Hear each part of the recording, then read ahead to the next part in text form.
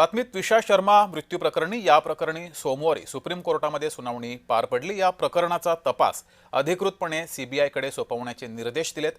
न्यायालयाने तपासात होणाऱ्या हस्तक्षेपावर तीव्र नाराजी व्यक्त केली असून निष्पक्ष चौकशीचे आदेशही दिलेत। सर्वोच्च न्यायालयाने केंद्र सरकारला आवश्यक त्या सर्व औपचारिकता तातडीने पूर्ण करण्याचे निर्देशही दिलेत।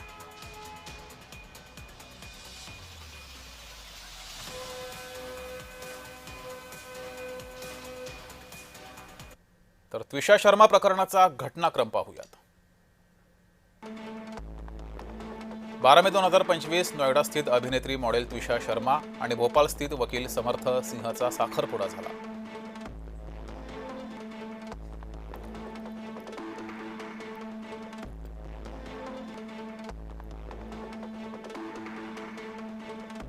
डिसेंबर 2025 त्विषा आणि समर्थचा भोपाळमध्ये विवाह सोहळा सुद्धा पार पडला।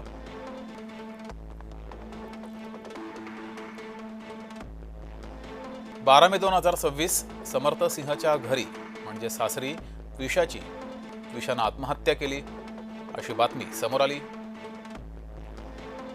12 मे 2026 आत्महत्येस प्रवृत्त करणं, मानसिक आणि शारीरिक छळाचा माहेरच्यांवर आरोप केला गेला। हा माहेरच्यांचा आरोप होता सासरच्यांवर।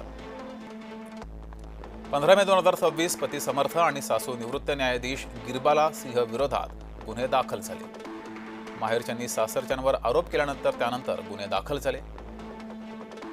15 मे 2026 त्याच दिवशी सासूला अटकपूर्व जामीन मंजूर झाला। पती समर्थ मात्र त्या दिवसापासून फरार झाला। 16 मे 2026 मध्य प्रदेश सरकारकडून एसआयटीची स्थापना केली गेली।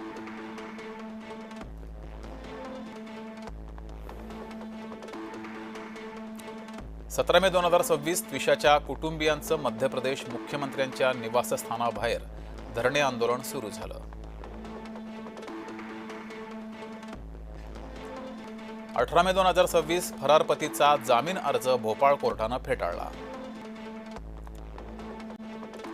जामिनासाठी तिच्या पतीनं अर्ज केला होता, तो अर्ज फेटाळला।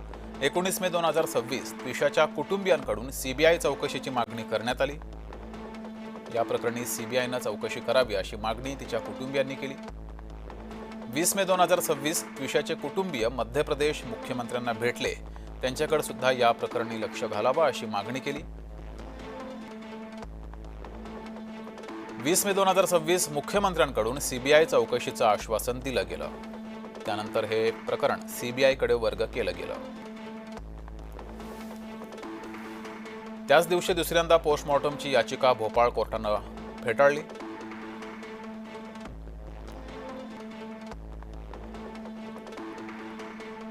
एकवीस मे 2026 गिरबाला सिंहला चौकशीसाठी हजर राहण्याची तिसऱ्यांदा पोलिसांनी नोटीस बजावली।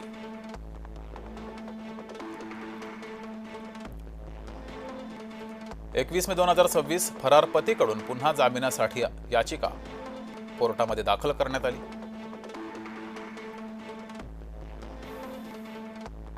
22 मे 2026 फरार पती शरण येण्यासाठी जबलपूर कोर्ट परिसरामध्ये आला, त्यावेळेस पोलिसांकडून त्याला अटक करण्यात आली। मध्य प्रदेश हायकोर्टाकडून दुसऱ्यांदा पोस्टमॉर्टमला परवानगी देण्यात आली।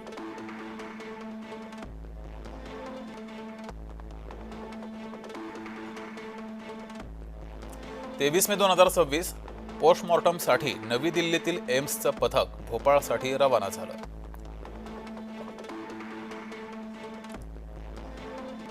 चोवीस मे 2026 त्विषाच्या मृतदेहावर दुसऱ्यांदा पोस्टमॉर्टम झालं।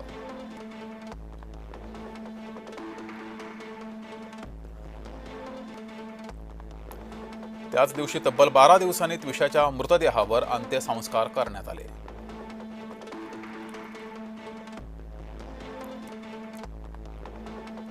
24 मे 2026 सीबीआय चौकशीची मागणी सरकारकडून मान्य करण्यात आली। त्विषाच्या कुटुंबियांनी मागणी केली होती सीबीआय चौकशी व्हावी आणि ती मागणी सरकारकडून मान्य करण्यात आली। 25 मे 2026 सुप्रीम कोर्टामध्ये सुनावणी पार पडली। दोन्ही बाजूंनी माध्यमांना प्रतिक्रिया देऊ नये असं कोर्टानं आवाहन केलं।